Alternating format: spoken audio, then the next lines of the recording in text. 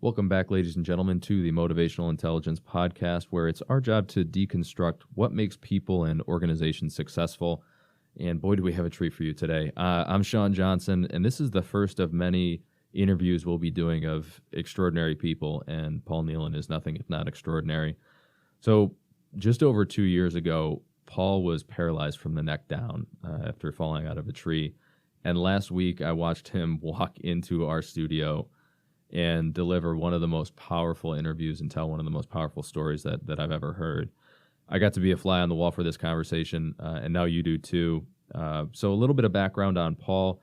He's a big, strapping guy. He's about 6'2", and he looks like he could bench press me a few times over, even at 69 years old. People compare him to Hulk Hogan. Dave calls him Paul Bunyan. He grew up in Rochester, and he went on to become he worked in supply chain for a while. We actually go into, Dave goes into his childhood, his upbringing, his family life, and how he kind of become who he was. So he ended up being a supply chain executive at a lot of big companies, Kodak, Harris, a number of others. And in this interview, he tells the story. This tells the story of Paul's paralysis and the fight back and how he defied the odds to become, as Paul says, 105% of what he was. It'll make you laugh. It'll make you cry.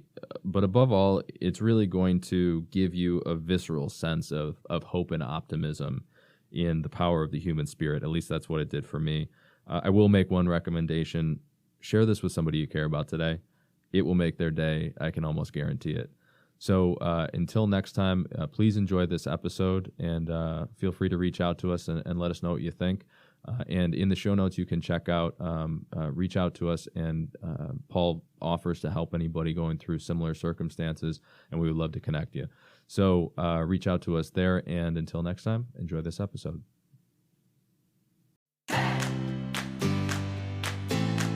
The Motivational Intelligence Podcast is produced by the team at 2Logical. 2Logical is an international corporate training firm and the world's leading expert in motivational intelligence, which is the ability to understand, manage, and change the motives people have. 2Logical offers over 30 different keynotes, workshops, and full training courses to small, medium, and large Fortune 500 companies in 53 countries, a lot of which you're probably familiar with. Pfizer, Bank of America, GE, Constellation Brands, P&G, and more. All solutions are completely customized, and the feedback from these sessions will blow your mind. If you have any training or speaking needs or just want to say hey, head over to 2logical.com.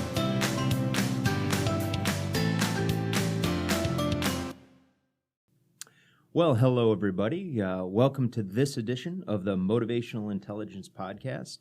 We have a very, very cool conversation today. We're very fortunate to have Paul Nealon here with us, and Paul is a wonderful gentleman who I've known for, Paul, how long do you think it's been now? Well, it was before you got married, Dave. Has it really? Yeah. Wow. When you guys are over Midtown. Yeah. And before you and Michelle got married. Okay. And I always, the handsome couple, I always thought, geez, beautiful. He's got a beautiful wife too, So he's a good, handsome guy, walking around. And my kids, they go, who's that guy over there, And so, Claudia and I both, we got to know you kind of peripherally, right. if you will. Yeah. But it just kind of went from there. Yeah. And, we see each other off and on. And we even had cars that were very similar. Yep. Even though yours was more expensive, But you beautiful convertible. I don't know if you still. And then what's he do? He goes out and gets that other sports car. The one with the mid-engine. Yeah, Do you still have that? No, I sold that one. So did you? Yeah, it's been a little bit of my affliction, the automobiles over the years. So but the nice thing is it's something that my son is very passionate about as well. So it's really? Yeah. Okay. So it's been one of those things where kind of pulls the two of us together, which is kind of cool. So you go out and bomb around a little bit. Yeah, exactly. Nice. So My the cars and the daughter- motorcycles are the common point. Oh, you got motorcycles Yeah, too. Oh yeah. man. So That wouldn't go over well with my wife. My oldest one down in Austin, he has a motorcycle, and we just found out about it. My wife went off the wall. Yeah. So she was not happy about it. He goes, I'm not getting rid of it. Yeah. So No, I grew up with them, and my father, I bought my first street bike when I was in college, and I thought my father was going to disown me, so he was not happy about it either. And then he accepted it, and Ben's grown up with him, so it's just been something that we've kind of had together ever since. So, Does Michelle ride? She rides with me or rode with me before we had kids, not since. Yeah. And so, but she has talked about, about getting one once kind of the kids get settled and stuff like that. Really? So, yeah, maybe down the road we'll see. There's a spot. There you go. So Ben gets replaced. Yeah. That's really exactly. Go, okay. Mom bumps him out of the way. Yeah. Now you're going to have to hang around with her more often. Yeah. It's like, I don't know. That'll be okay. You got to do something. Exactly. Oh, cool. So Paul and I've known each other then approaching 30 years. Yeah. Met through the gym, and Paul is one of these guys. In fact, I was telling Sean this story yesterday. When you meet people, you one of the things that helps remember names is you kind of do word association and things like that. So my association for you was Paul Bunyan, because a big handsome guy in good shape, and so every time I remember seeing you all those years ago, I go, oh, there's Paul Bunyan, and now so because I'm bald and all the happy stuff, and I used to have a mustache and stuff like that. A lot of people knew me as the Hulk. Right. They called me the Hulk. Yeah. And I actually kind of look like the Hulk. You actually do a little bit. My hair was longer on the back, and I had a little bit more hair. But and it was kind of funny. And people would either call me the Hulk or. Somebody just a couple weeks ago said that to me. He said, you look like Hulk Hogan. And I go, even without my mustache. Yeah. And I'm thinking to myself now, Hulk Hogan is huge, right, as you know. And this was a couple weeks ago. And I got, okay, well, maybe my body's coming back a little bit from where it was, from where it was 2 years ago. If you saw me 2 years ago, Sean, it'd be a whole different story. Dave, when was the last time you saw me? Would it be about a year ago, or it was when you came back into the gym? Oh, yeah, it was probably about a year ago. All right. Yeah. So I've added a little bit of size since then, right? So my definition and stuff is coming back, and I'm at about 60%, somewhere around there. At least I think 60%. There you go. But I'm going to 105%. I told you that before. I'm going to 105%. The other 5% extra is the mental side that.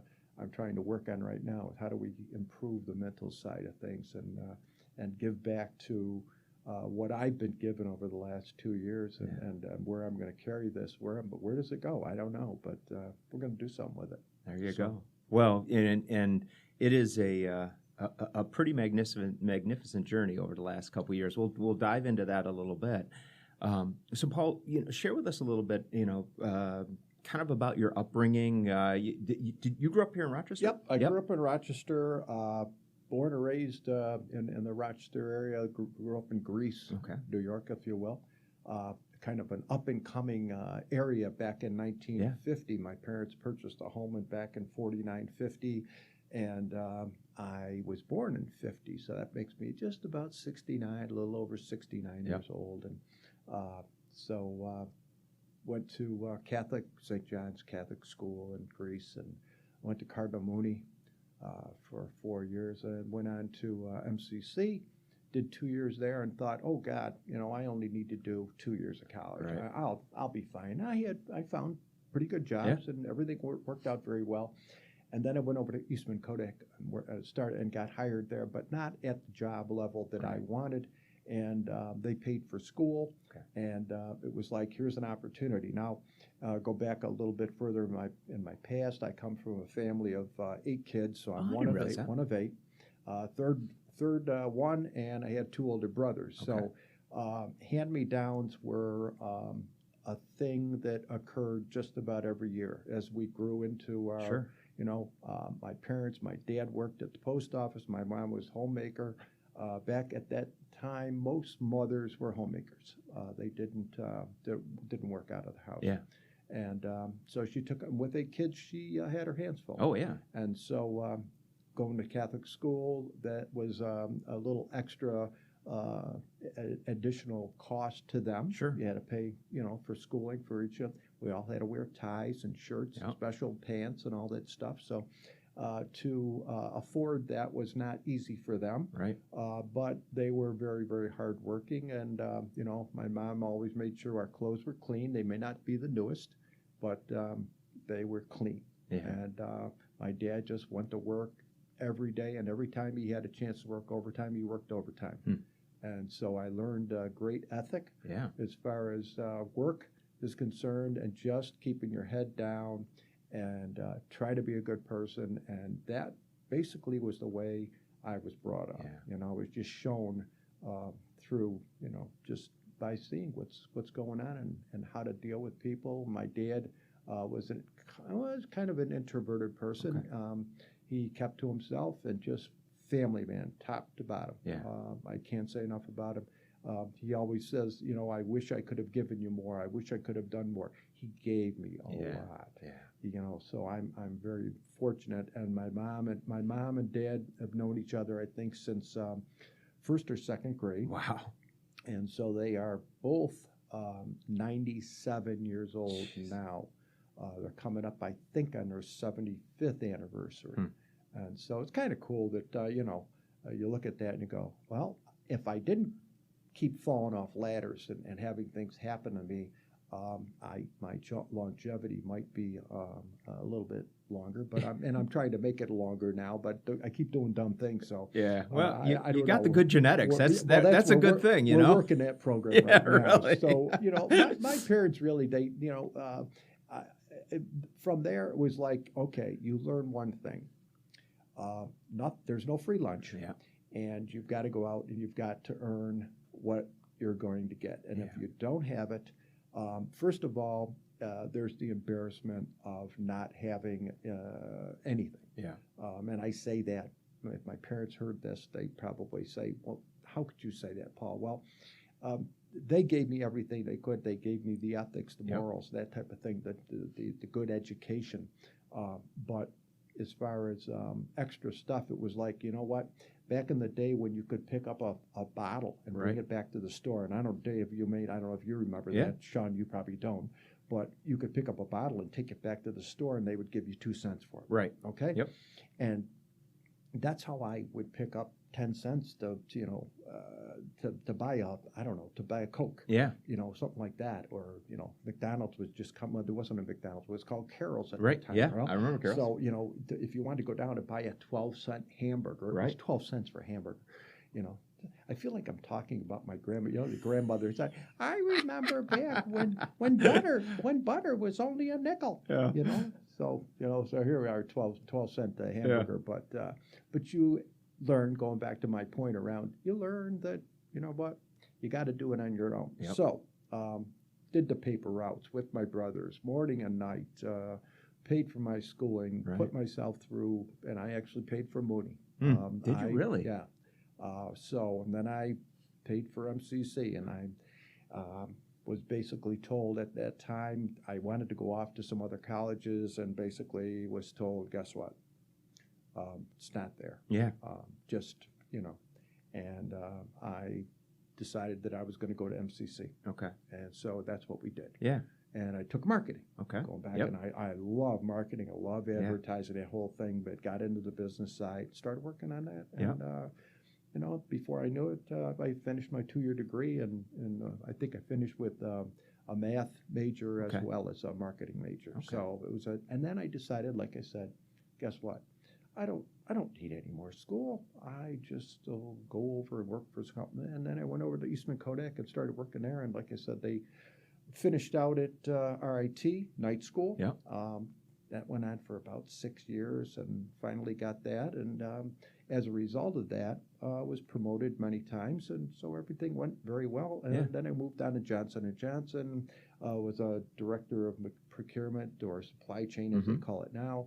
And then I moved on to Harris RF Communications, and was there for 12 years, I believe, after that. So again, in supply chain, international materials and things like that. So was able to travel the world a little bit, see it, learn about other people.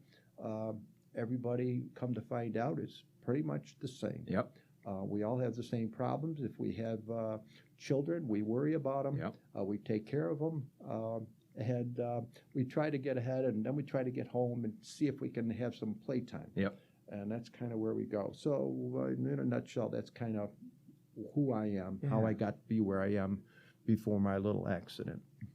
So, so you've been married to Claudia for 40 plus years now. It's coming up, yeah. It's 38 years. 38 years now. Yep, Okay. yep. But we've been together for add another 9, so that's Okay. 47 years. All right. I kind of tried to get away several times. Yeah. We went out for almost 9 years. Yeah. It was like I'm going to escape. No, Yeah. I never did. I never did. There you go. Which was very fortunate on my part. Yeah.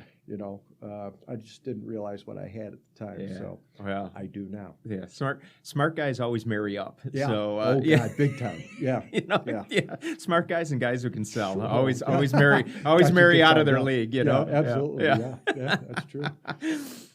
So 3 kids. You had successful career. Retire and then May 20th, 2017 happens. Yeah. And so walk us through. I mean, because there was a major life shift there. So tell us a little bit about that day. Well, I got up. I always it's a Saturday now. It's May 20th, Saturday. It's probably about 8:30, and I always go to the gym at 9:30, 10 o'clock, and I get home by 11:30. I try to get 2 hours, 2.5 hours in. So I got over there probably about 9:15, and just did my workout, weighed myself, everything.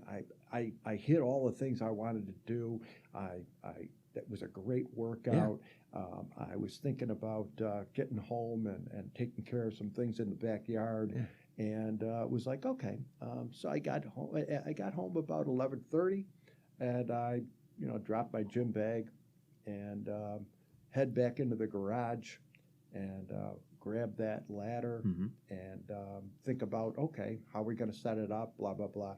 And then I grab the saw off the garage wall that I have hanging there and head out to the backyard, set it up on the tree. I'm looking at this little limb that happens to be, about 10, 15 feet off the ground. And it's in my neighbor's yard, but it's blocking some sunlight that's going on to my pool, and I have to have all the sunlight that I can get, right? So I line up the ladder, and I didn't even have, it was one of the extension ladders, but I didn't have to extend it. It was, a 20-footer that goes up to about 40.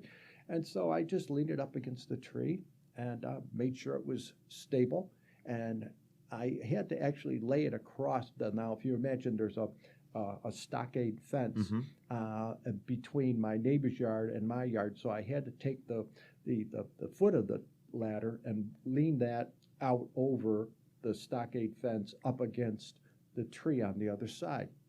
And I climbed right up. I made sure it was stable, I thought. And I bring my saw up there, and I'm only up about, let's see, the ladder was 20 feet. I'm up about 14 feet. Okay. And I reach out, and the limb's right there. It's a little 3-inch limb. Yeah. It's just a long, hanging out there about 8 feet or so. And I push once, push twice, push 3 times. On the 4th one, as I'm lunging because of the branches on the side of the tree, I lunge, and the branch cuts through, and the ladder gives way, because by lunging, I didn't realize it was going to break through on the 4th lunge if you're cut. And I go out, and that whole ladder gives way at the bottom. Okay. And it catapults over the stockade fence. I'm heading down on the other side, and my left arm gets caught a bit on the ladder, and my right arm is tossing the saw out to my right, so I don't come down on it. Now, I'm thinking that's all real brilliant. Now, this is all happening within a split second or two, right? Yeah. And now, if you can imagine, I'm heading now. By lunging out, my head is coming now down straight towards the ground. My whole body is going to be impacted. My neck is impacted by the weight of my body. Sure. And I had no way of breaking my fall. My arms are out to the side. Yeah. And so when I hit, and you hear the crunch. Yeah. And I knew immediately. Huh. I didn't lose consciousness. I immediately knew I was paralyzed. Wow. And the first thing that that hit me was a thought about a kid who swam or dove into a pool. Yeah.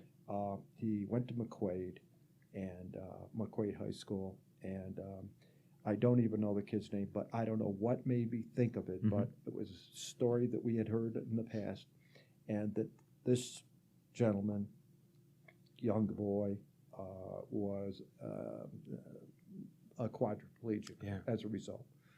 And I don't know anything more today, but that's what hit me right at that second. And it was like, oh no, I'm that person. Wow. And then the follow-on second was, I asked myself, why me? Yeah. Why me? And the weirdest thing came back was, and I'm not a religious person, but the answer was, why not you? Huh.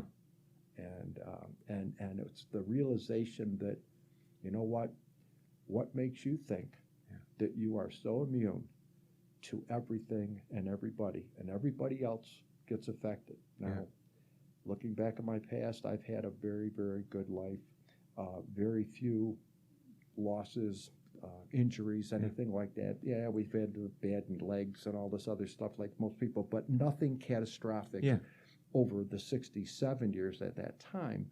And you sit there and go, okay, you have to accept that. Yeah. Now I'm just thinking, okay, I know my body is somehow rolled up. I just don't know how it's rolled up. Okay. My legs are over my shoulders. My face is looking through my groin, and I'm upside down. Wow. So, and this is all going through my head. Yeah. A fraction of a second. Yeah. It's a couple, a minute. Now a minute's gone by, and it's dead quiet. It's a beautiful sunny day. It's probably 11:35, 11:45 at the time. And I'm sitting there on the other side, laying there upside down, trying to figure out how can I yell help. And as I said, okay, I'll just yell help. Yeah. And I'm so rolled up, I can't get any air in my lungs to blow that out. Right. And so I go, huh? It's all, and I could hear that, and it's like, this isn't going to get you where you need to be. Yeah. You know, and so within, I don't know, a minute or so, this person comes walking up and says, "Hi, I'm Sylvia. Can I help you?" Wow. And I'm looking at Sylvia, who I've never seen in my life, and I'm up. She's upright, but she's upside down. Yeah, you're looking to me. up from the ground. She's upside down to me. And I said, "Hi, can you call 911? I'm paralyzed. I broke my neck." Huh. And she said, "Oh yeah," and well, come to find out, Sylvia is my neighbor who lives across, a little adjacent to our house, across the street, and somehow heard the ladder and the commotion. It wasn't a lot of commotion. Yeah. We think, okay, ladder, bang, bang, bang. There wasn't any scream. I didn't yell help or anything like that. So you would think, okay, nothing much happened. Sure. And if you're anybody, and I put it to myself, I said, okay, Paul, if this happened in reverse and something happened over in Sylvia's yard, what would I do? Yeah. Would you have even noticed? I would have gone, oh, okay. I'd listen for another sound or something. Sure. And I'd think, well, you know what? Everything must be okay. Yeah. And I'd just go on with whatever I was doing. Sure. This young lady had the, I don't know, the gumption or I I don't even know how to describe it. Yeah. The ability to walk across the street, to walk into my neighbor's yard through his weeds and bushes, and it was May, so things were overgrown already, and they hadn't been cut. And she came all the way into his backyard, in by this large third tree, elm tree, and finds me upside down. And if I won't bore you with the whole story, but she called 911. She happened to be a doctor from Strong Hospital. Okay. She calls the emergency room, lets them know that they're going to have somebody coming in very shortly, Right. and that they need to have the MRI machine ready. And before she hangs up the phone, and I hear her get done with U of R strong people at emergency, and she said, the ambulance should be here soon. And I said to her, I can hear it in the distance. As she was talking, I could hear it coming already. So within, I'm going to say 3 to 5 minutes, they show up at our house, and my wife happened to be heading off to a business meeting. She's in real estate for both Remax, and she came out the door in the back, and I could hear her say, Paul, are you here? And Sylvia, who, if you can imagine, got the stockade fence. So Sylvia's on my side, Claudia's on the other side, and I've fallen on the other side, so she can't see me. So she comes out, and Sylvia says, he is on the side, he fell off the ladder, and she could see the ladder was actually had catapulted over the stockade fence. Okay. And so she knew something was wrong. Right. And then Sylvia said, hey, the ambulance should be here. Could you go out and meet him? Okay. And Claudia did not come around the fence to see me, and I'm glad she didn't. Yeah.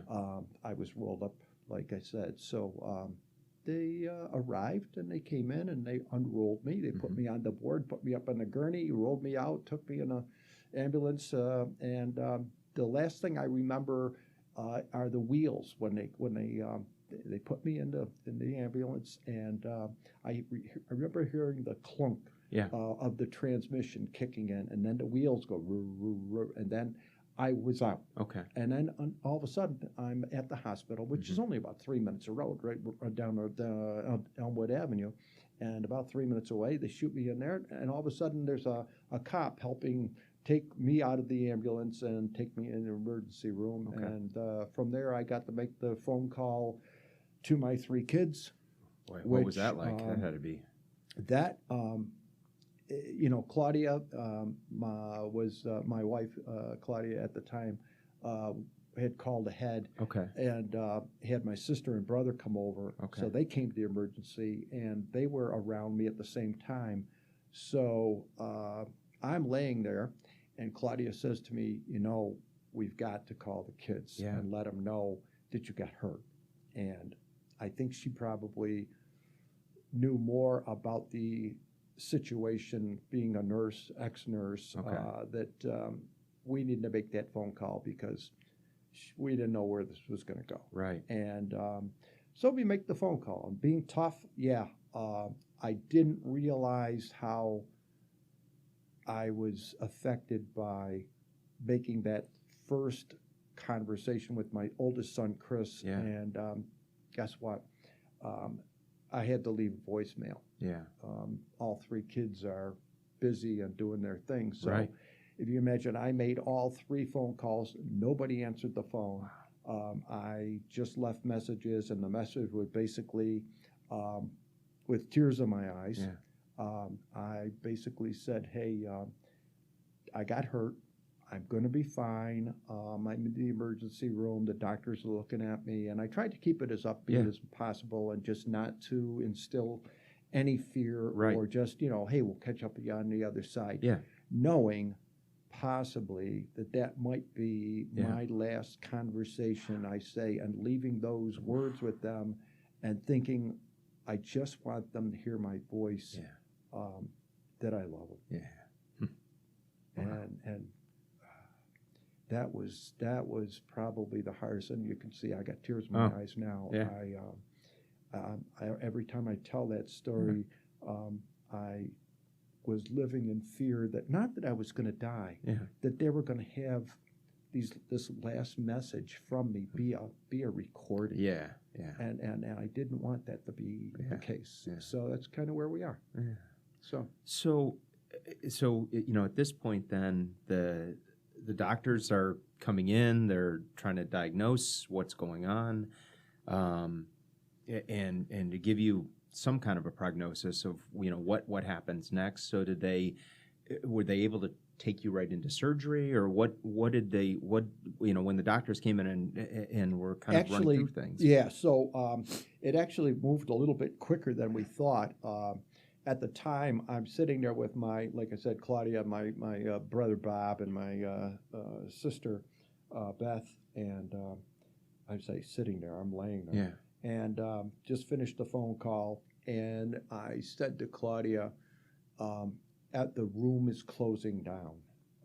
If you can think about a lens, just like the cartoons, the old cartoons, where they used to close off when it's at the end, it would close down.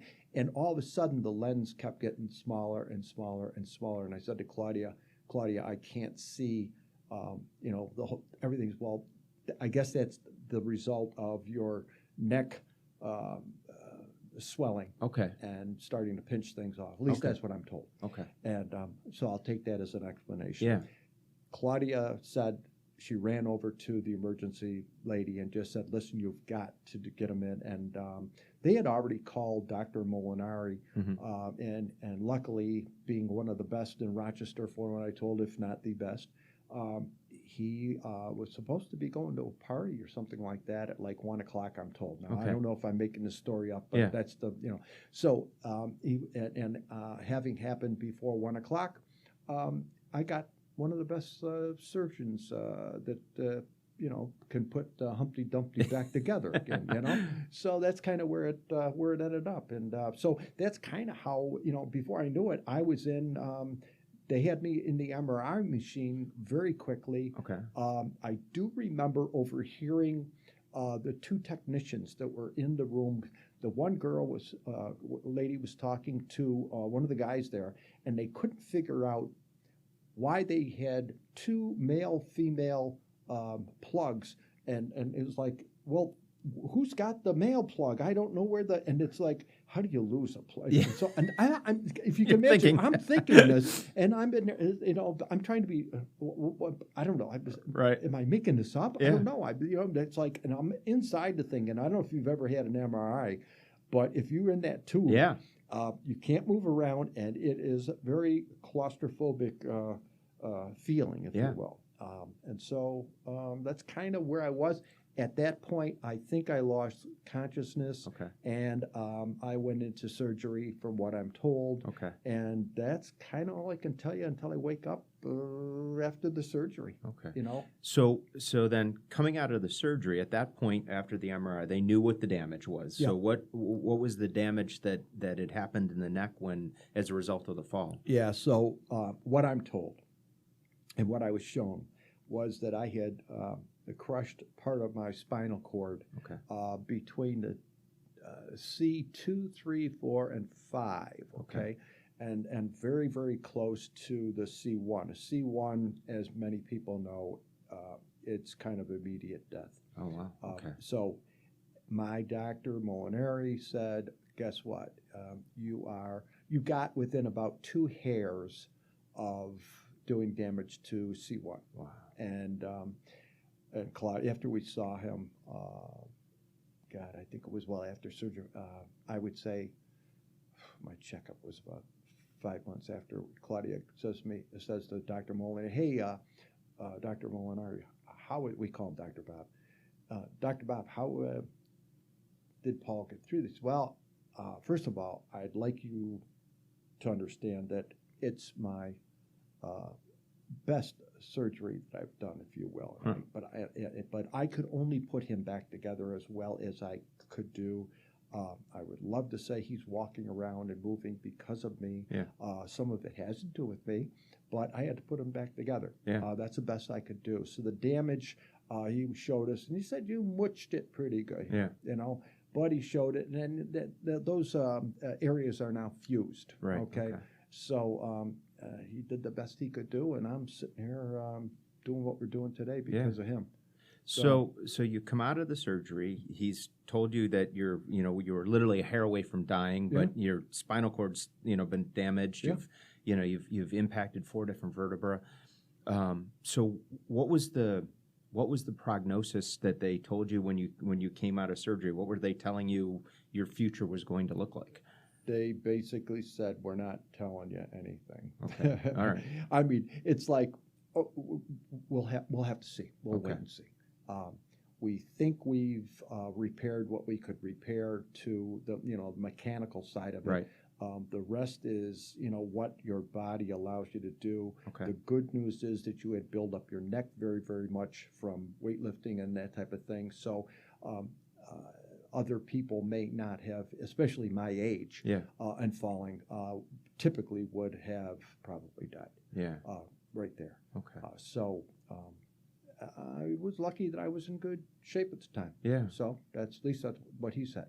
So obviously, anytime you have an injury, your muscles are going to atrophy. You're effectively you have no sense of sensation under below your neck. Right. So what did they begin to do coming out of it, or what was the? Do they take you? Is there some form of rehab?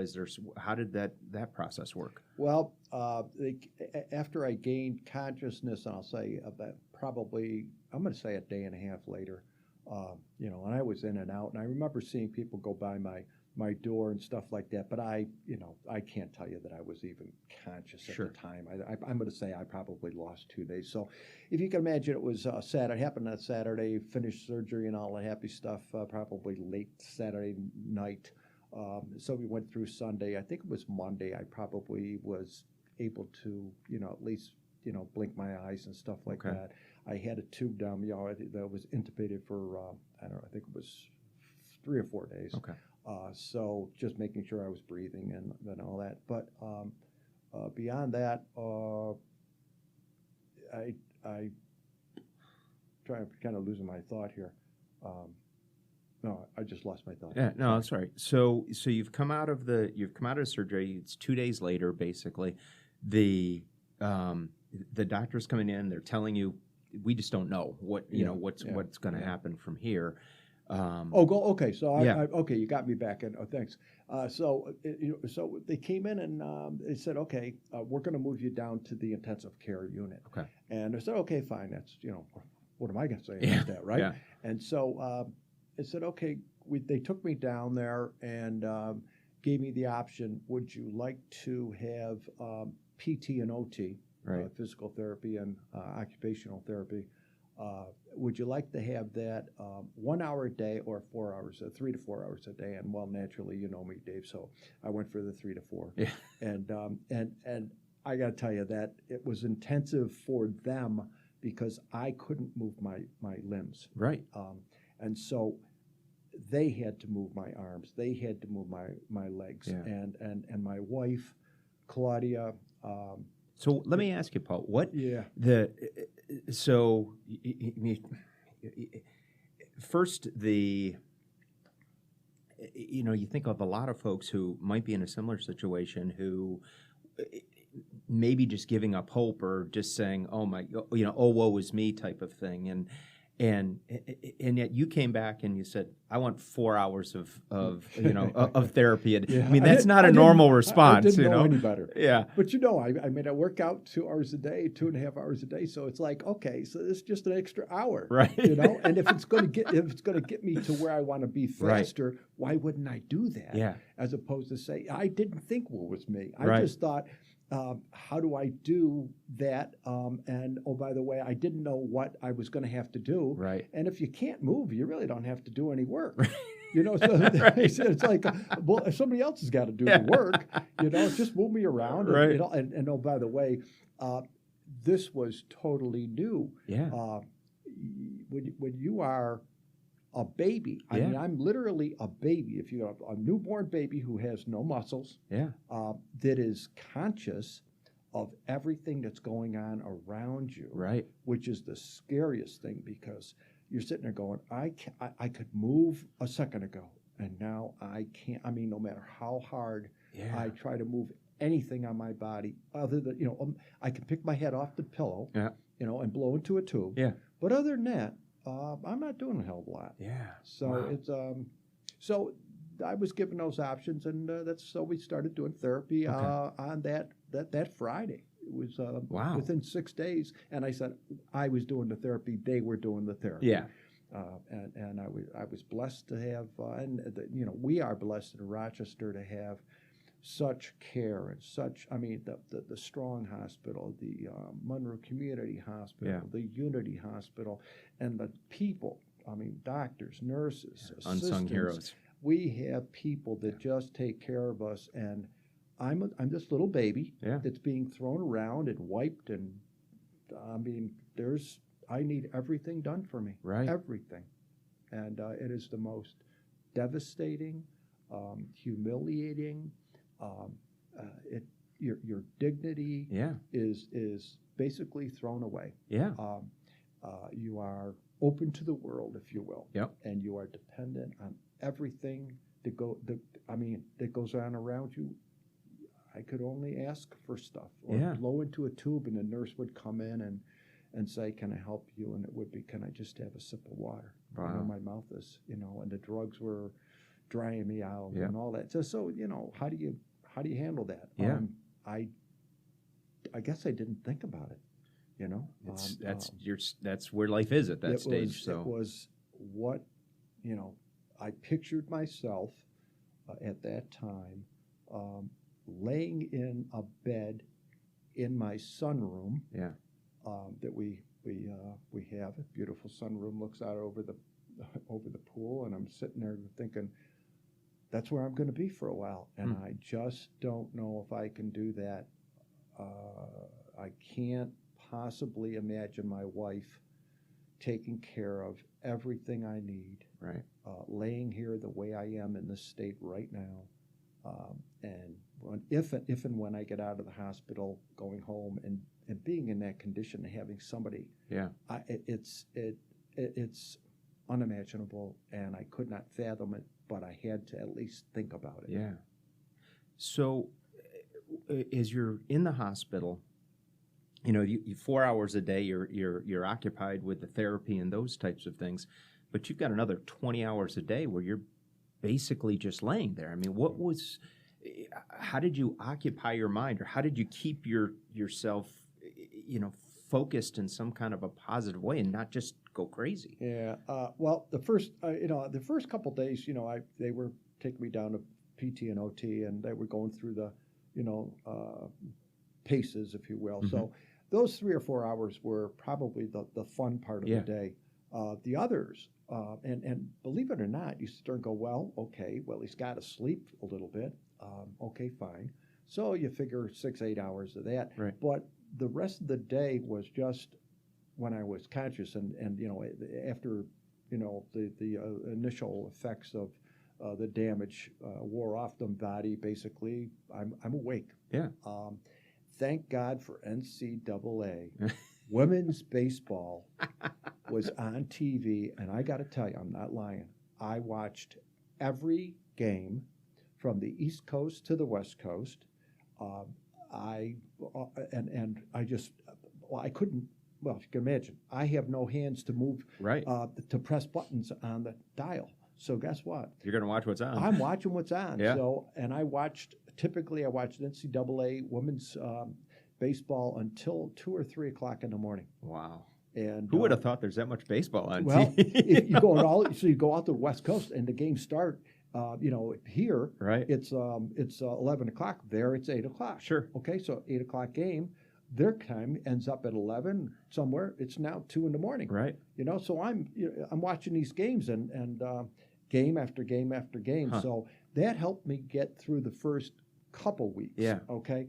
Once that ended, it got to be, as much as there was people coming in and feeding me. So, it's a half an hour there. My day was scheduled. And you'd sit there and go, there were days that I had trouble getting all my workouts in, as well as having all the other stuff because they had to bathe you. Yeah. And they had I mean, it's not a matter of just coming in and washing you. They have to lift you up with what they call a Hoyer, and they Hoyer you over. And I won't get into the bathroom issue if it was, but all that, if you can imagine somebody having to help move you onto a commode, if you will, right? And it was very time consuming because you just don't call somebody up and say, "Hey, come on in and move me." They are taking care of 8 or 10 other people. Yep. And those same people are intensive care, and they have needs very much like mine, if not worse, maybe a little bit less, but still. So, and they work hard. Yeah. And these people are, the nurses and the technicians and stuff, working their tails off trying to keep us healthy and getting better. So, my day was full. So through the course of this, did you always hold on to the thought that, one day I will be able to get back to some semblance of what I was? Or was there, were those points in time where you were just like, this may be all that it is? Yeah. Well, those first couple of weeks, I didn't know what to think. Yeah. Like I said, we had the PT and OT stuff, and on top of that, my wife is coming in at 5:30 in the morning with a cup of coffee. Yeah. Because they don't, so she could, I could sip on that. Yeah. And she would literally exercise my arms and exercise my legs. Now, if you can imagine picking up somebody's leg and moving it up towards their stomach and moving it back and 10 on one side, 10 on the other, and then moving the arm around and stuff like that, just to make sure. And she did that in the morning if she came over at noon, and she would come over many times at noon, she would help me with that. And then at night before I went to bed, 9 or 10 o'clock. And on top of that, here she's trying to work full time, take care of the house by herself. Yeah. We have a dog. And just, how do you do all this? Yeah. And but she was able to do that. So after that, it gets to be week 3 and 4, and my big toe moved. Wow. Okay. Big toe on the left foot. Don't know how, why it moved. Now, how did you know it moved? Were you able to see it, or? No, I felt it. Really? All of a sudden, I felt. I felt it somehow, I don't know if it flinched or whatever, and you're laying there, and I'm all alone. Naturally, it's the old story. You're all alone, and you've got nobody to scream and yell to, right? Oh, my God, I can't, no. Yeah. It's like, all of a sudden, so I moved it, and it's like, okay. And I moved it again, and I started moving it back and forth, and I imagine my whole body, the rest of my body, it's not doing anything. Sure. And my toes moving around. And I moved it 10,000 times. I kept moving it. And it's kind of funny because as I did that, it would send some shock waves through my body. And it was the weirdest thing. I mean, and I guess that's a natural occurrence for people who have spinal cord injuries like that. And so that's kind of was the start. And so my right leg, as they were exercising, it started to stimulate other areas. So one of the things, it's a mind muscle type thing. The association. So while they're moving your leg or your arm or fingers or whatever, you have to be mentally thinking about that you're doing that you're actually doing the work. Okay. And somehow that's the kind mind, of and you reassociate, so to speak. And it tells the muscle, because that signal goes down to tells the muscles to do something. Right. And it wakes them up. At least this is my explanation. So and other parts of my body started to respond after that, and we just kind of I remember I could shrug my shoulders. Okay. That was the thing, and it was kind of. Was that the next thing that came? Was the shoulders? It was kind of the shrugging of my shoulders. It almost was easy to do, right? And that and just I don't remember what other body parts came back. Yeah. It was that type of thing, but it wasn't, hey, all of a sudden my hand moved and I could move all my fingers. Right. It was very different parts of my body, and they would come in and test me. Okay. They would test me with this a swab, a little cotton swab, and they'd touch it in different parts of your body. See if you could feel and it. all of a sudden I could feel certain sensation. Okay. Very, very light. There were times that because you'd have your eyes closed and they'd say, okay, okay, tell me when you could feel it. And I'd sit there and go, I can feel it. They go, we're not touching it. It was just pure hope. I go, yeah, well, Yeah. well, it felt like you were. Yeah. So that's kind of how it, gradually came back, and that was very encouraging, Right. obviously. And the other thing was, they scare the hell out of you. They basically say, if you want to stay in the hospital and you want to get the most care, you have to make improvement every week, every day, and Okay. you have to really work at it. And if you don't, we can't justify keeping you here in the hospital. Okay. And the insurance companies basically said, well, you know what, he's a quad. Yeah. And turn out the lights and, send him home. Yeah.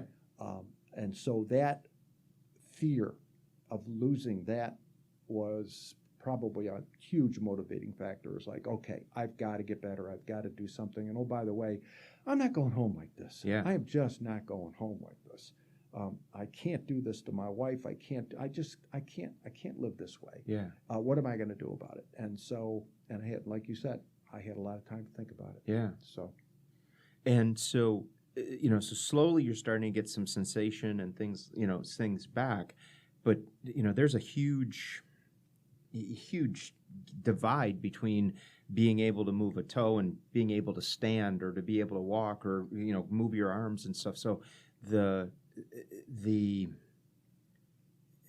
that mental resilience or toughness that it had to take to be able to go through that, I can't even conceive of how difficult that must have been. You know what? If you had to do it, Yeah. you would do it. Okay. It's just one of those. It's a success thing. Yeah. You sit there and go, okay, I had to do this before, and I didn't know how to do that. Yeah. I'll just learn how to do that, or I'll just do it. Right. I'll just do it. And so the goal, you Mhm. set the goal, and the goal was, okay, we're going to make Paul 105%. Right. And I told that to the doctor, the psychologist came in, and they would come in every week and ask me, so Paul, how are you feeling? I said, oh, I feel fine. And he said, well, what do you think about this? And I said, well, I'm going to get better. And they said, well, what, well, how far would you like to get? Okay. And then I said, that's when I told them 105%. Yeah. And they kind of laughed, and they said, well, yeah, but where do you want to really do? Yeah. And I said, no, 105% is where I'm going to be. Yeah. And so you set a goal. Yeah. And Now, was that something that, you'd been goal-directed really through the course of your life, so that it was a kind of just a process that you'd practice so often that this was just another aspect of I'd set goals in my personal life or I set goals in my career, and this is just one more area of my life where I'm gonna set a goal here to make this happen. yeah, I have some very specifics around goals. At the time, Uh-huh. I didn't even know goal setting was something that you did. Yeah. It's like, okay, I was challenged. Yeah. I was challenged early on, first of all, because we were a poor family and I was made fun of. Yeah. Another challenge was, okay, I'll show you. Yeah. Not in a mean way. Yeah. I'll just prove to you that I have some value. I was pretty good in sports, so as a result, I leaned towards that, and that carried me a long way. Okay. So success from that. So what was the goal? The goal was I'm gonna have to be an athlete to have more pride around who I am, and I wasn't the most brilliant person when it came to academics, so we leaned towards the sports, and that worked out pretty well. So Right. goal setting, that I was told in my going to Cardamone, one of the teachers called me in. He said, Paul, you're never going to go to college. And going to Cardamone, being a pretty academic school, Yeah. it was like, what makes you say that I'm not going to? I didn't ask that question. Yeah. I listened to him because back then you didn't challenge, Sure. the people who were teaching you, and especially the brothers that were there. And so it basically said, you're never going to go to college. You're not smart enough. Right there, I was basically, and I, in my mind, dropped the F-bomb and said, F you, I don't know where I'm going to be, but I'm somehow going to do that. Yeah.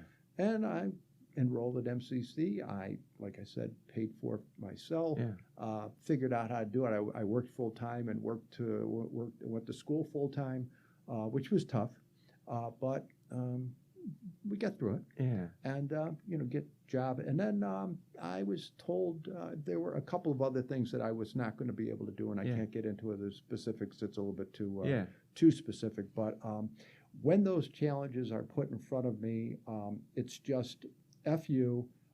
I'm going to prove to you that I had value. I'm going to prove that I can do it. Yeah. And that's kind of what it was. It was nothing more than that. Do you think that came from watching your parents and the work ethic and what they did to raise the 8 kids and all of that? I mean, where do you think that strength came from to not just blindly accept that somebody says, hey, you can't do this? Because so many people in those, I mean, we've all been told at times that, oh, you can't do this or you can't do this. And I can't tell you the thousands of people that I've met who just blindly accept that, and that then begins to define them in their lives. So to stand up and say, I don't care if you see me this way, it's not how I see me.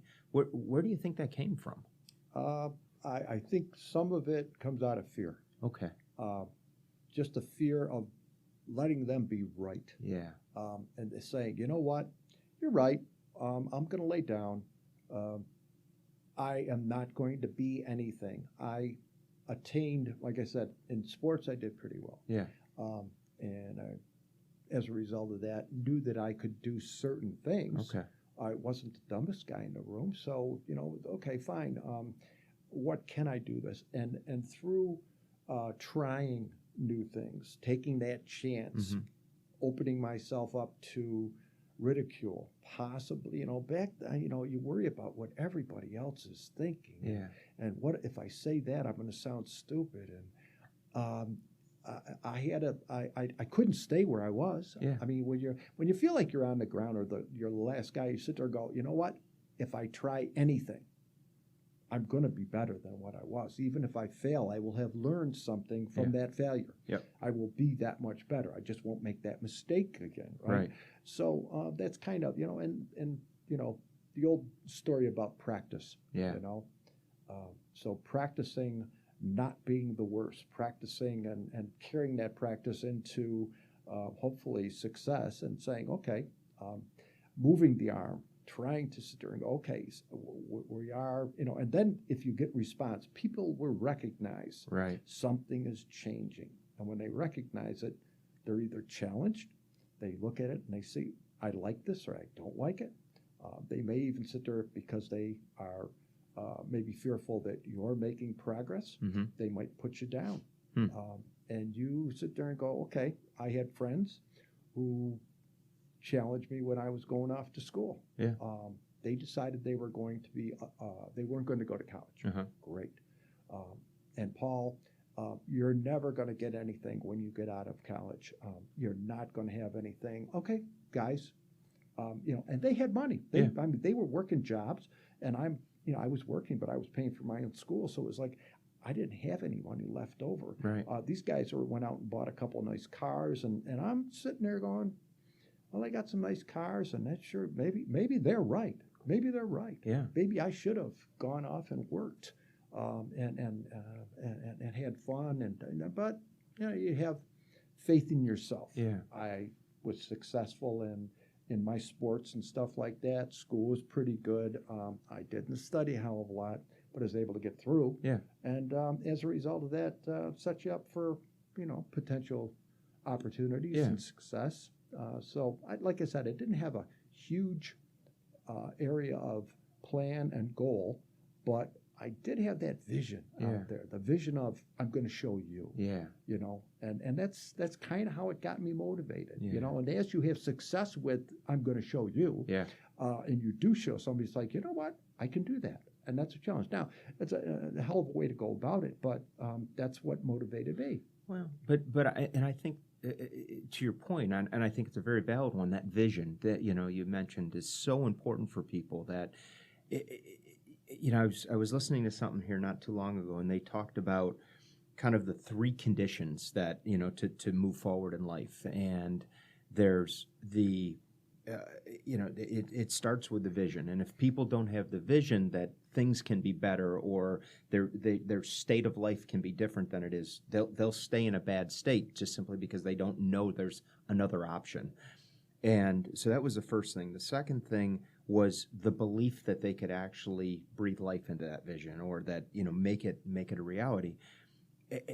And then third, the willingness to practice, to put forth the effort, to pay the dues that's required to get there. And if any of those three pieces are missing, then they'll largely stay exactly where they are in life. Yeah, no, I agree. Yeah. So I think my parents, just the fact that they instilled in me just hard work ethics, and watching my dad get up early in the morning and head off to work and head down and drove to work and came home and helped us with our studies and along with my mom. I mean, and he ran a tough roost. I'll tell you, back in the day, you got whacked when things weren't going right. Yeah. It wasn't nasty whacking. It was just a paddle to the butt. Yeah. And but you know what? I earned a lot of those. Yeah. So I felt they were justified. There you go. As much as my tail was burning, it wasn't vindictive. No, it was earned. Like, it was well earned. I sit there, go back upstairs, and go, okay, I'm glad that's over with. But but I earned that one. And oh, by the way, sometimes what you did, it's like I earned the fun. I had the fun of getting in trouble. Right. It was, and the whacking was okay. It was justified. It's part of the dues you paid. Yeah, that's the way it goes. So enjoy it. It was still, it was fun when we did that. Maybe I won't do it again, but or either that or I won't get caught. Yeah. Again. Yeah. I'll be smarter about it. But life lesson. Yeah. Exactly. So you're going through the rehab process, and you're slowly but surely starting to gain some sensations back. So what was obviously the first milestone was just having that toe move, and I can't even imagine the feeling of just euphoria that something that you would so take for granted. And that's the other interesting thing is, we very much take for granted all of the things that we can physically do, and until that's taken away and you begin to realize. So just the euphoria of being able to move your toe had to be, I can't even imagine what that had to be like. It's like when you hit, I'll like a hole in one, okay? Yeah. You're up to a par 3 and you're ready and hit the ball and it goes in, and you're, and I've never had a hole in one, but I've envisioned that, and maybe someday I will, but you envision, and there's nobody there. Yeah.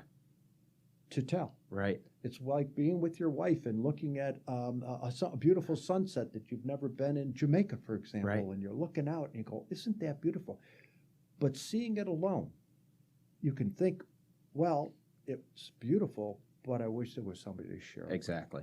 Yep. And that was the euphoric thing that I'm sitting there going, and I go, oh my God, I can't believe it. I'm yelling. I'm in my room, and I go, it's moving. And I'm looking around. The door's closed to my room. Right. And I'm going, oh, nobody can hear me. And when my wife came in, oh God, a couple hours later, it was like, you can't. Well, I couldn't even get it out of my mouth, But it was exciting, and it was exciting for her, right? Because guess what? There was hope.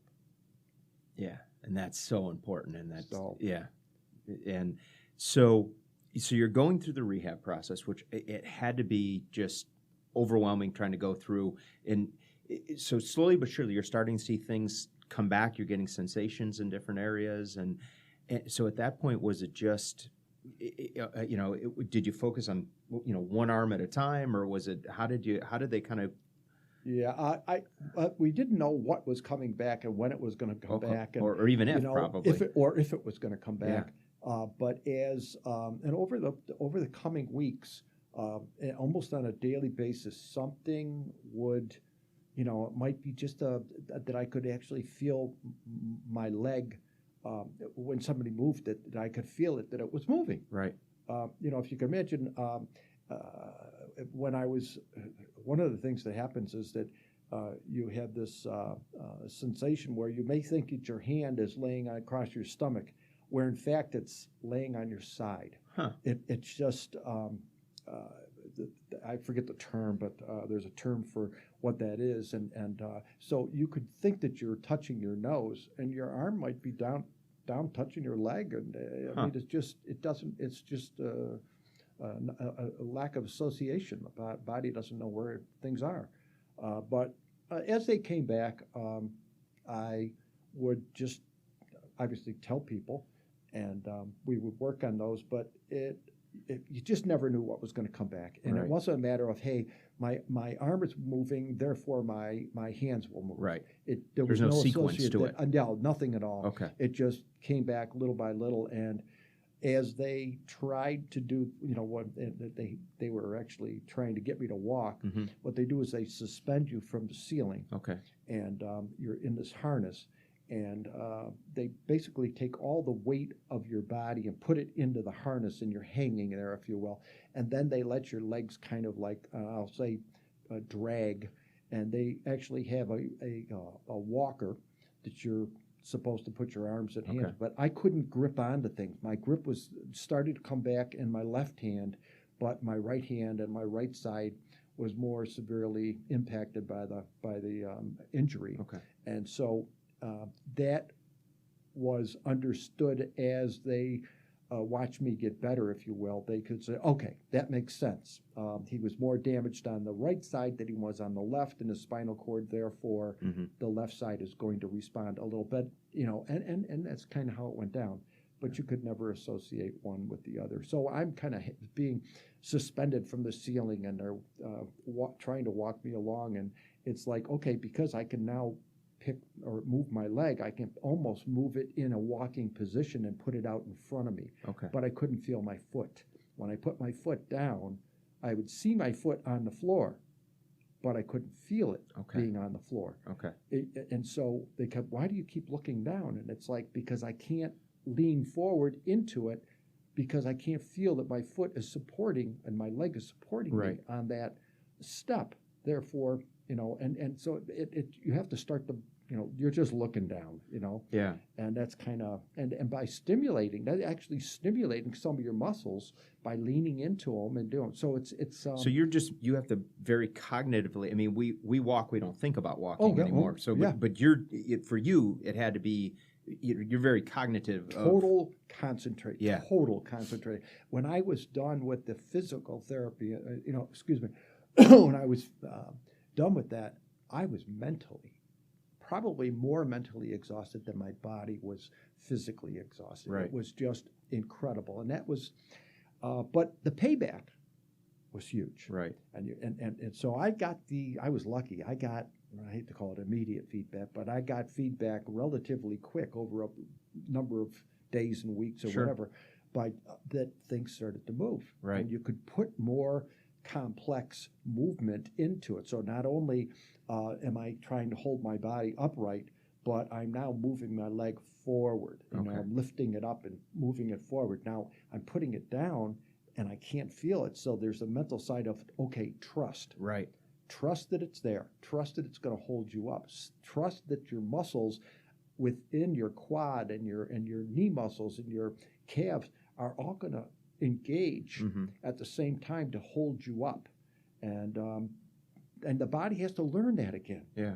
The whole sequence, the computer in the brain, all has to be told. Guess what? You've got to do these things together to hold him up. Right. And that's kind of how I thought about it. You really think about, okay, what is the body doing? And Right. it's kind of like bodybuilding. You sit there and go, okay, we have to confuse the muscles. Yeah. And I, having worked out for 45 years, you sit there and go, okay, I know I can build muscle. It's just a matter of, it's going to take some time. And oh, by the way, the muscles have atrophied to the point, there's so much atrophy that I can't hold my body up. Right. But I know I can make muscle. Right. So What's the goal? The goal is to make muscle. Right.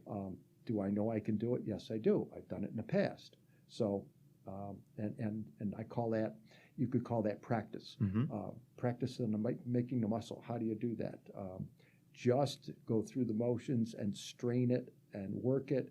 Think about sending the muscle that message from the brain. And if you don't send the message, the muscle's not going to do any work. Right. And if it doesn't do any work, you're not going to get any better. So it was really that basic. So kind of just breaking down in your own mind, what is exactly the process that needs to happen here, and then physically creating that association again. Yeah.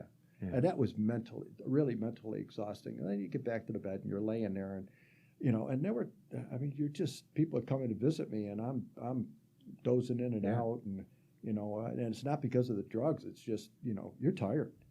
At the end of the day, I was ready for I call it the cocktail. My cocktail was a number of drugs before I went to bed, and they had different things that would knock me out, and which was good. But when I woke up, I was like a brick. Yeah. Early on, I was every morning, a solid brick, and that went on for at least. So brick, you mean like stiff or? No, well, if you can imagine, you're just a head laying on a bed, and your most of your body is not moving at all. You can't move much of it all. You're just starting to get some sensation back, and that's probably the hardest. Is that you wake up in the morning and the drugs were drying me out to the point to where my mouth was sealed. Yeah. I was sealed shut. It was like somebody put glue on it, and I would wake up in tears. Yeah. I couldn't talk, I couldn't move to call anybody, but I knew they were coming at 6 o'clock because that's what I was being cathed every 6 hours. They were cathing me, so I knew at 6 o'clock they were coming in to cath me. Right. And as a result of that, I knew they were coming, and it was like I'm laying there, and my body would be and the medicine was wearing off. Yeah. So I was in total pain. Okay. And you sit there and go, every morning it was every morning. It's Groundhog's Day every day. Yeah. It was, you wake up in the morning and here I am, and I'm thinking every day, every morning, how am I going to endure this pain, and how am I going to do this, and when is it going to end to where I don't have to wake up with my mouth sealed shut. Yeah. I literally, when they got to me, they would unseal my mouth, pour a little water in it. I would choke a little bit. And then I would be able to start to talk, and then I could finally say, "Could you give me some water?" Yeah. So how did you not lose hope in all of that? Boy, I said this to you, I think before. I'm just not smart enough. Yeah. I really, I didn't know. I don't give up. Yeah. I've never quit. Okay. I think, and I've never quit. Yeah. No matter what it is, for some reason, I think that I can get through it. Pain, early, maybe it's being bullied when you're a young kid. People are laughing at you and stuff like that, and you get through it. Yeah. And you say, okay, survive that. So why can't I survive something else that's maybe just as bad? Right. At that time, that felt like it was the worst. Yeah. Yeah. And it was at that time in my mind, but this was more worst, or worst of the worst. I don't know what you can, but I don't know what drove me to think I could do it, but past experience said, you've been successful at all these other things, why not at this? Now, I hope the body comes along with it. Yeah. I didn't know. I didn't see any X-ray. I didn't see anything say, well, Paul, this is where it was all screwed up, and this is where we fixed you. So I did see the apparatus they put in my neck to fuse everything, but it's like, okay, that's the mechanical side. What about the rest of it? So, right. I don't know what, just past experience, I'm going to say. Yeah, just pure belief that, you know what, and a refusal to accept anything else. And, oh, boy, by the way, I'm not being a religious guy. I said a couple prayers. Oh, yeah. And I made a couple promises to whoever is out there, if there's a guy out there, and I'm still trying to find out if there is or not.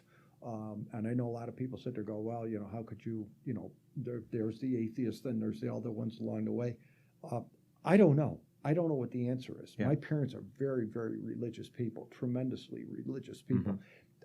I don't have that deep belief, but it's the old story. If you're in a foxhole and you're getting bombed, you're sitting there going, "Dear Lord, Yeah.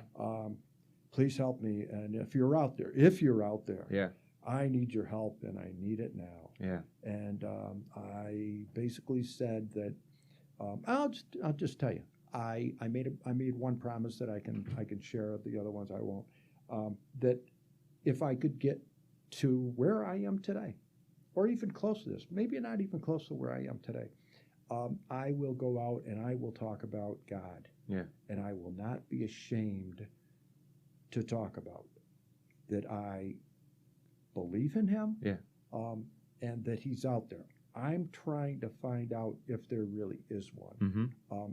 I just am not convinced that there is not. But, it's the old one. I'm not taking any chances, and I'm not going to say, hey, the guy doesn't exist, because maybe I'm going to need him again. Right. And maybe he does, and maybe he's going to sit there and bless me. Yeah. And maybe talk about blessed. I've been blessed. Yeah. With all the people around me. The people, my wife, my God, I can't say enough about what she has done top and bottom since this happened. I don't think I could ever do what she does. Yeah. And she does it willingly, lovingly. She gets mad at me, but I deserve it probably. Yeah. But God, I couldn't do it. I couldn't be where I am today. Yeah. If it wasn't for her. And my recovery is mostly, and I say this, mostly because of her. Because if she didn't give me the ability to go to the gym every day, basically she said to me early on, the only thing I want you to do is worry about getting better so we can have a life together. And that to me was like, I can't ask for it. And she's lived up to it every day. I go off to the gym, as you see me over there. I go off to the gym. I come home, and I'm spent. Yeah. I'm dead. I drag my butt out of that gym, and I come home, and I plop down in the chair, and she'll see me when she walks in. There's Paul again, sitting in the chair. Yeah. But I've done what I could do, and guess what? And I get up, and I try to make dinner every night. Mm-hmm. I do make dinner every day. That's part of my physical and occupational thing. I try to do the dishes. I try to put dishes away. I try to take them out of the dishwasher. Yep. Those are all the physical things that I still have to do to do more things to get where I need to be. Right. Those are things. But going back to Claudia, if she's not here, I don't know that I could be where I am today. Yeah. It's one of those things. Until we got here talking about it right this second, I've appreciated her and told her 1,000 times, but it really, I look at it and go, here I'm lost for words. She's the reason I'm where I am, and she's the reason I'm gonna be where I'm gonna be. Yeah. I don't have to worry about anything. Yeah. She's gonna be there for me. Isn't that awesome? So yeah. That's phenomenal. Yeah. So Paul, going through this journey, and I remember hearing about the accident, and I was at the gym, and one of the guys that you and I know in common told me the story, and I was floored. Right? I was just shocked. I couldn't even put it into words, and so it was, and periodically you'd get updates from people at the gym about what was going on and those kinds of things. And you'd hear some of the good news, and you're just hopeful that that things were progressing, and I'll never forget the day that the first day I saw you back in the gym, and you're haltingly walking through the gym, and you and I were talking, and you're kind of explaining to me the journey of what you'd been through, where you were at that stage. I remember you said to me that I think we were talking about walking, and you said when you walk, you just walk, you don't really think about it. And you said I have to, if I don't think about the fact that I got to lift my foot up, I'll stumble. And so you have to think about each each little phase of what it took to walk, to kind of, put the sequence together. So phenomenal journey to come back to where you are now. And I love the 105%, that because you can't come through a journey like this without being mentally better for it. Yep. That's where the 5% comes in. Yeah. I mean, I had this vision of myself, and I still do. The old Paul, right? The Hulk. Yeah. And all of a sudden, the Hulk is now a blob, and doesn't have much, because I placed a lot of meaning in what I look like. Yeah. And I took a lot of care in my body and stuff, and all of a sudden, that was stripped away. Yeah. It's gone. And I had to make a decision, what am I going to be? Because I've got this blob now. I don't know if I can get back to where I want to be, or the 105%. I'm going to take that journey. Yeah. But I don't know where it's going to take me, but I have an opportunity. I have an opportunity to make it different than it was before. Yeah.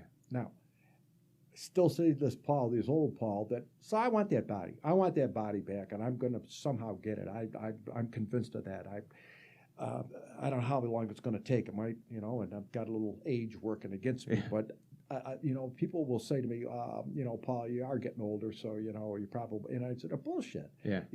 Don't put a limit on me. That age has nothing to do with it. Yeah. I mean, there are guys who are 80, 85 years old, and I see them lifting more than I am. So guess what?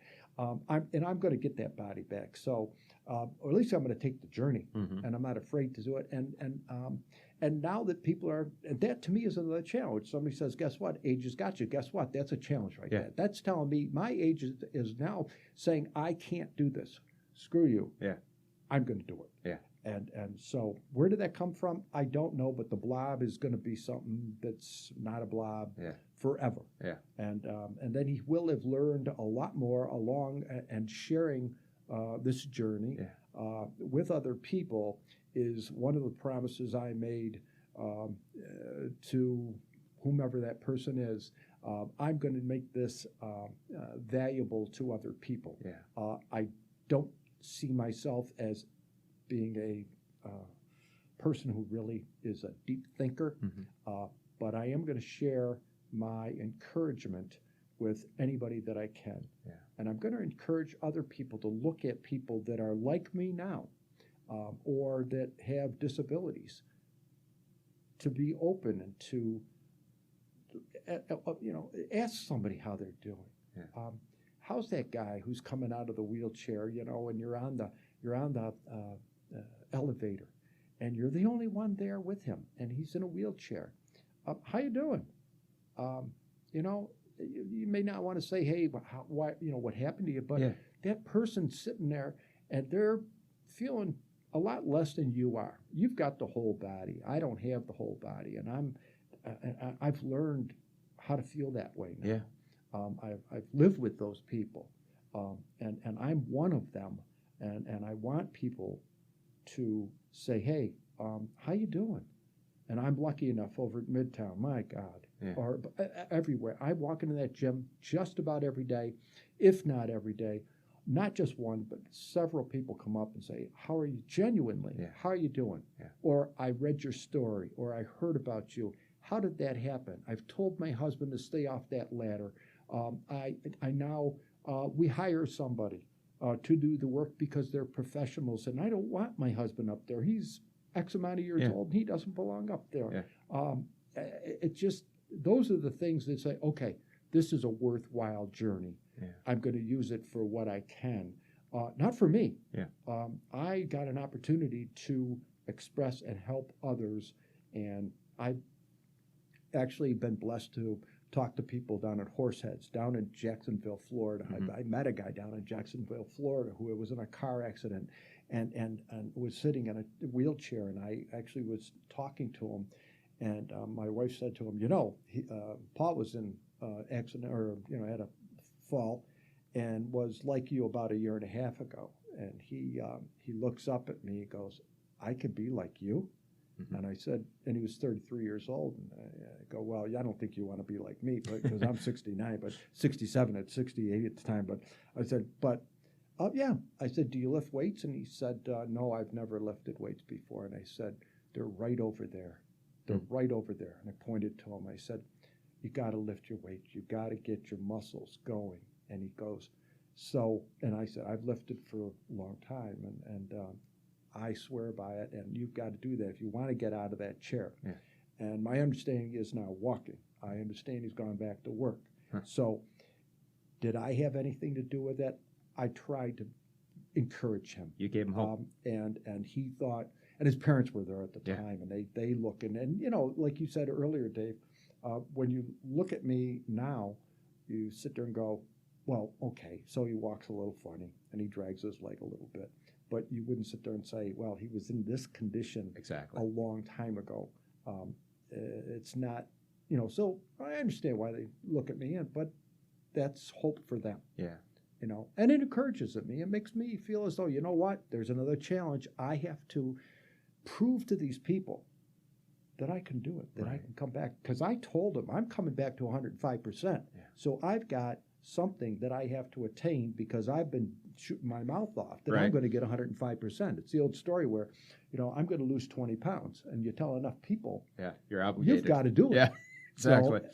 So it's not bad to get out there and tell some people that this is what we're going to do. Yeah. So if you're, I don't know, running a company, this is where we're going to go. Start talking about it. You know, get it going. To me, that's, you know, if people think you believe it, then they're going to start to believe it. Exactly. And when they start to see you doing it, it's going to be, you know what? Maybe this is where we're going to go. Exactly. You know, it was a crazy idea, but guess what? We can do this. Yeah. And that's, you know, look at the teams, sporting teams that are like the crummiest. They're in the, you're in the last place. Well, St. Louis. Look at St. Louis Blues. Yeah. Well, just last year, my God, last place, worst team. All of a sudden, Stanley Cup. Yeah. Wow. Yeah. Somebody started believing. Yep. That's exactly it. So, whatever. So, Paul, let me ask, if you had to share with, you know, the folks that are listening, the greatest lessons that you've learned from shattering, you know, 4 vertebrae, being paralyzed from the neck down, and the battle back,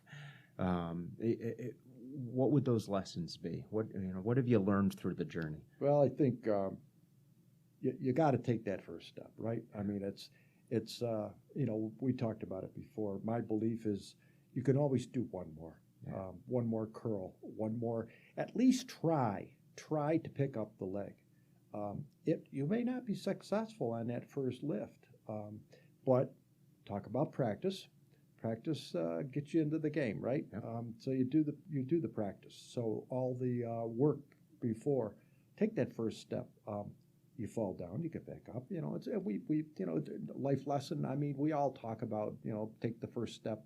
That first step is so challenging because of the fear of failure, fear of being made fun of, fear of other people thinking less of you. And we had talked about before. They're so busy worrying about themselves that chances are they're not worried about you falling down. Oh, yeah, it's funny for 5 seconds, and then, you know, you try it, and guess what? You don't fall. Yeah. And the next foot goes out. So life lessons, you know, set the goal. You know, believe you can do it, and you know, you can always do one more. And it's amazing. You can do you're doing a sit-up, and you get to number 10. Don't stop at number 10. If you can do 12, do 12. Yeah. But you get to 12, and you go, you know what? I've got another one in there, and you try to get it, but you don't get the 13, right? But you got halfway up there. Well, the next time you try, or in 2 or 3 days, when you try again, you're going to get 13. Yeah. And that's kind of, all you're doing is building on it. So it's little building blocks. It's all the things we've talked about since we were little kids. You know, it's starting off and just building on little successes, you know, hitting a baseball. You know, it comes in faster and faster from the machine. And guess what? You get picked up with it. I know I can hit the ball. Yeah. So you got to believe it. Yep. You know, I think you got to believe in it. But you guys are very successful, and you started a business. Yeah. Well, how are you going to get it going? It's just you and your partner. And all of a sudden it's like, we're going to do something. We're going to be successful. And the goal is this, because I like doing this and I'm good at it. And you know what? I have to go out and I'm going to have to create a product, sell that product. So I've got to believe that it's the best product out there. Yep. And if I can do that, I now have confidence in what I'm selling. So I just got to get somebody to believe that this product is as good, if not better, than what I say it is. Yeah. Then I got to back it up. Yeah. And so that for me is, okay, my product is, okay, 105%. I've got to produce that. Yeah. And then when I get there, I've got to go out and do what I just said I was going to do, was help others in any way I can. So we're going to do that. There You know, go. it's going to be pretty simple. Simple. Just go out and have people talk to you and encourage you. I get so much encouragement, and as a result of that, it just makes me want to help other people. Yeah. And it's not one of those things where you sit there and go, "Oh, it makes me feel so good." Well, it does feel good. I'll tell you that. But it's not what I'm trying to do. Yeah. And it's not my intent. So sitting here today really is to hopefully share my story to encourage others. Yeah. To take that first step. It only takes one. Yeah. And if you believe that, you know, that challenge, that one's don't let fear stop you. And fear is one of the things that, you know, there's the fear of success or fear of failure, one or the other, you know, or pain. You know, we talk about pain and gratification. And what's worse? Pain is horrible. Yeah. Success feels great, Yeah. you know. And so the pain or fear of not doing something, if you let that sit there and stop you from doing something, for the pain of that temporary situation where you sit there and go, guess what, I failed and everybody's laughing at me. Okay, try it again. Yeah. Try it again. And you keep doing it. We talked about, you know, being a musician, and you know, they don't build out the song right away. You know, they don't play the guitar right away perfect. It probably hit some bad notes. And that success that they had comes over many years of hard work, but the belief that we're going to have a good product here. There's going to be a good song that's going to come out of my, you know, out of this guitar, or out of this, whatever it is, trombone. And as a result of that, and I'm creating, but there's a lot of bad notes along the way. You sit there and go, okay, but it's the belief, it's there. And once you got that, I just think, you know, then it's off to the races, you know. Yeah. Well, and I think that, I think your point's exceptionally well taken. You can always do one more. Yeah. You know, and if you have that philosophy, just like 105%, you know, you have that philosophy, and if you stay focused on that consistently enough over time, you know, you're miles away, you know, ahead of where you started with. And don't be ruled by the fears, because we all have them. Oh, God. And Oh, God. You know, it's, I guess, as you get older, you start to accept the fact that you will fail. Yeah. It's embarrassing, but it's not as embarrassing as it was when I was 18, when I was 9 years old and somebody was making fun of me. It's not, it's you learn to accept it and say, you know what, I lived through that, you know, and because you lived through it, it's like, okay, and it happens again. We all do stupid things. We all step in the mud. We get food on our clothes. I do it almost every day. Yeah. I'm Mr. Mess. I call myself Mr. Mess.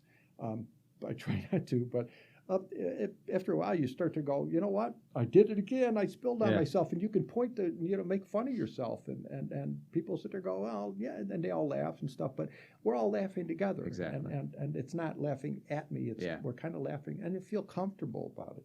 Yeah. So if people can accept the fact that they will fail, but taking that one more step, it feels so much better when you're successful by taking that step and putting the next foot in front of that. It's like 2 and 3 steps are now, you know, where I am today, walking as well as I can right now, but I will be walking better soon. Yeah, there you go. Well, that's all anyone can ask. So, Paul, through the course of everything that you've gone through, obviously there was a tremendous support system that you had at home. You talked a little bit about the difference that Claudia had made, and how you wouldn't have been able to make it through without her support. And I'm sure there were countless other people that it really made a difference through the course of the journey. So, who were those people that that really made a difference for you? Well, Dave, thanks for giving me the opportunity to be very personal in this point, because I just cannot end this interview and podcast if I didn't really call out all the people that were so instrumental in my recovery and my continued recovery. So, first of all, as you mentioned, Claudia, her past and continued care. I cannot say enough about her devoted love and support. What am I going to do? I mean, she's just everything. Then there's a lady across the street, Sylvia Park. Yeah. My hero, as I call her. She had the courage to investigate the noise that happened on that fateful May 20th. I'll never forget her, and without her quick action, my life would have ended that day. Yeah. Wow. Then there's my children, who I tried to, as I mentioned, I tried to get a hold of them. I couldn't get a hold of them, but boy, did they come to the rescue for the next 5 months when I was in the hospital. They showed up every week. They took spells. Kelly, my daughter, would travel home from New York City. During the weekend, she would stay through Monday. Sean would come in and spell her on Tuesday through Thursday or Friday, and that went on for several weeks. I think it was almost 5 months that they adjusted their work schedules to be able to take care of me. On top of that, they supported Claudia in all that activity of trying to keep the house going and just keep things in some semblance of order, if you will, while I was incapacitated. Then there's my oldest son, Chris, who lives in Austin, Texas. Very busy schedule, but boy, did he call all the time, checked on me all the time, flew home, and even, he used his vacation days. He did, and he doesn't get much vacation, but he shot home. So if I could just thank my immediate family, I can't say enough, and Sylvia.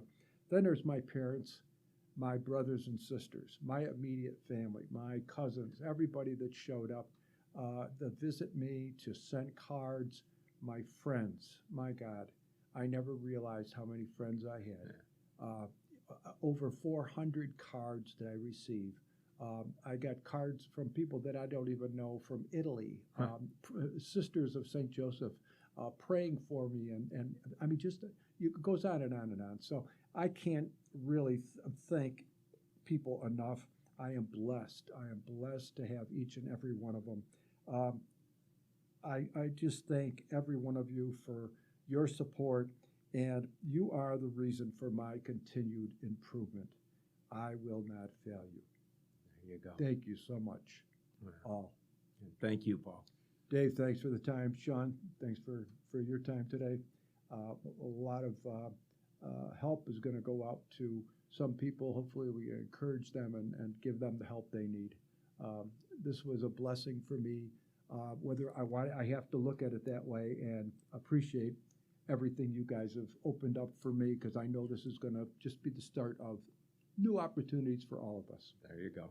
Well, Paul, thank you so much for coming in and sharing some time with us today. Your story is a phenomenal one, and I think the lessons from your journey are lessons that all of us can benefit from. So very much appreciate you coming in and sharing. Well, you're some time very with welcome. us. It was nice sitting down with you and Sean. Yep. And, I didn't know that it was going to be so simple, and that I could share as simply as and it helped me, get a little bit out of my mind and brain here and be able to speak it a little bit around it, because sometimes, you have the thoughts, but you don't put them in the words. So it gave me an opportunity to kind of share and hopefully help anybody. And by this little podcast that we're doing here today, if there is anybody that I could help in the future, my numbers, and they could get a hold of you, and I would do anything and go anywhere to help them out, do something online. I'd be very, very thrilled to help anyone along the way, because I've got some ideas that I think I could share, and encouragement I think I could share as well, and hopefully help anybody. that needs anything, whether it be a physical injury or some mentally impaired, or there's just a lot of things out there that you never know where people are going to come and tap you on the shoulder and say, gee, could you talk to this person? Exactly. And I've been lucky enough to do it already with several people, and hopefully just added a little bit of hope to their future endeavors and how they get better and handle their life moving forward. So I'll leave it at that. All right. Well, thank you, Paul. Sure.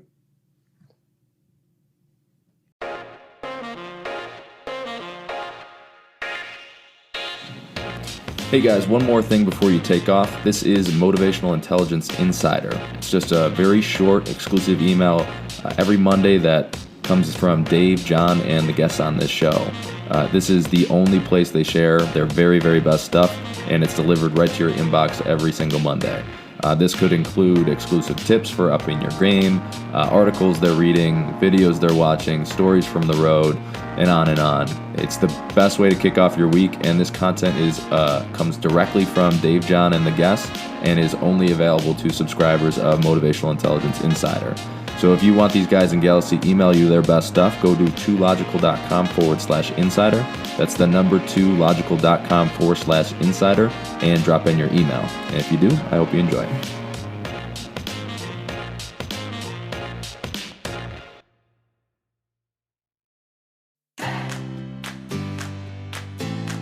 The Motivational Intelligence Podcast is produced by the team at 2Logical. 2Logical is an international corporate training firm and the world's leading expert in motivational intelligence, which is the ability to understand, manage, and change the motives people have.